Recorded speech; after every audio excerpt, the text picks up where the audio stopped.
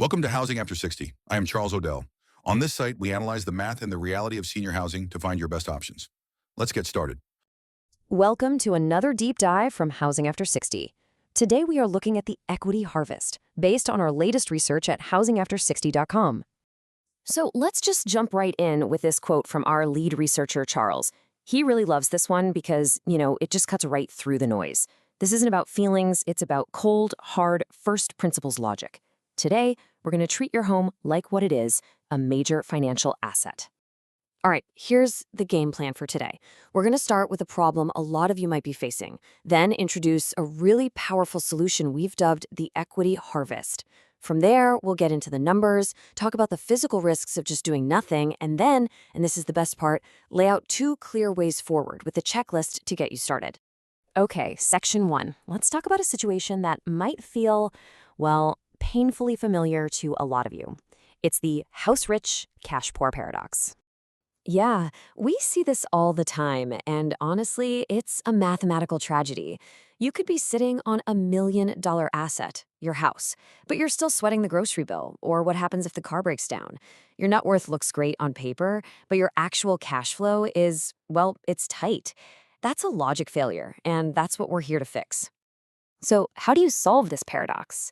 Well, that brings us to the core concept of this whole explainer. We call it the equity harvest. Now, it's really important to get this straight. This is not just about selling your house. That's not what we're saying. The equity harvest is a precise, strategic financial maneuver. It's about unlocking all that value that's trapped in your home and putting that capital to work for you, creating a real income stream for this next chapter of your life. Exactly. The whole idea here is a fundamental shift in your mindset.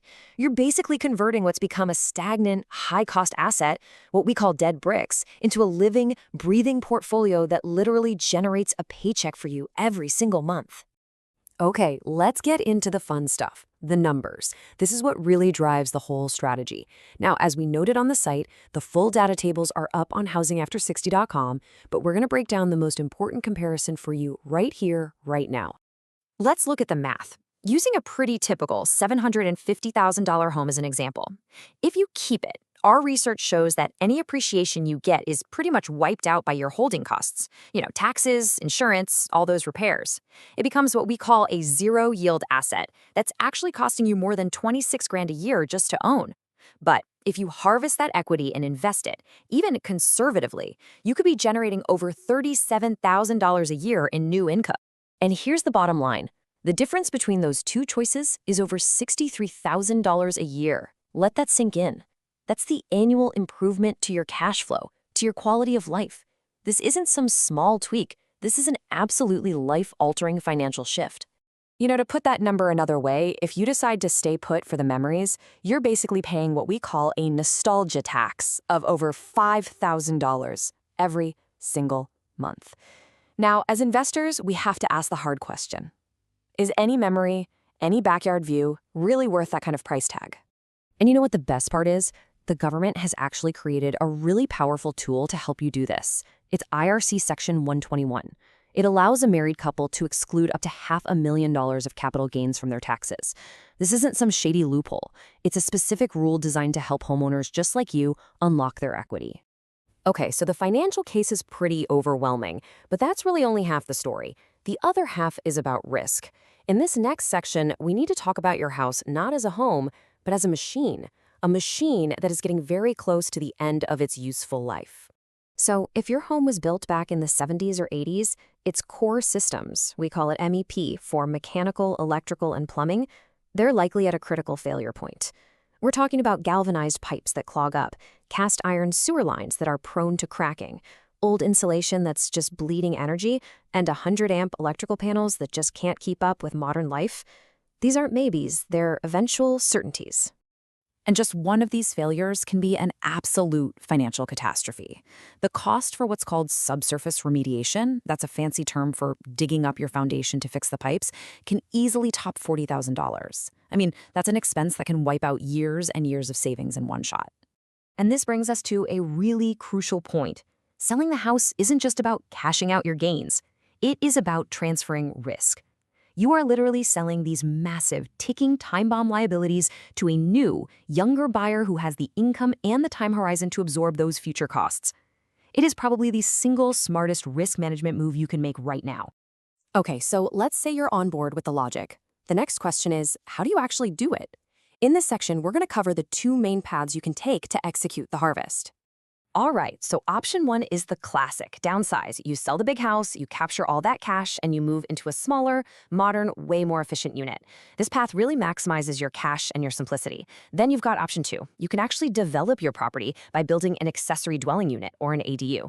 This lets you monetize your land by creating a rental unit, or you could even move into the brand new ADU yourself and rent out the main house. The ADU strategy is what we call a yield play, and the numbers here can be absolutely incredible. For example, a $250,000 investment to build one could generate $30,000 a year in rent. That's a 12% annual return on your money, which frankly blows most other investments out of the water.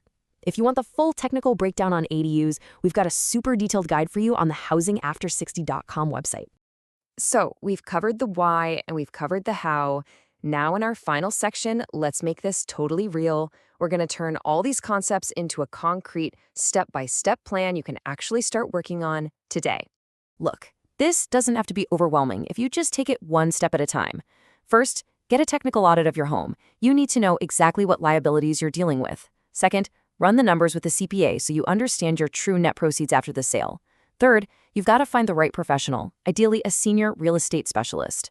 Fourth is defining your target. Where are you going next? Fifth, and this is a big one, is the purge. Time to get rid of all the stuff you no longer need. And finally, number 6, work with a financial advisor to turn all that harvested equity into your brand new income engine. And this really just sums it all up perfectly. The equity harvest is not about losing a home, it's about making a strategic trade. You're trading a high-maintenance, low-yield asset for financial freedom, for cash flow, and for a much higher quality of life. So we're going to leave you with this one question. Take a look at your home, but with fresh eyes, not as a collection of memories, but as a financial tool in your portfolio. Is that tool still serving you? Or has it become too expensive, too risky to maintain? Is it time for an upgrade? Thanks for watching. For more guides and the full article on this topic, head over to housingafter60.com. Don't forget to check the links in the description below. Your peace and enjoyment in retirement depends on the right housing strategy. Visit housingafter60.com for our full analysis and cost transparency guides. I will see you in the next video.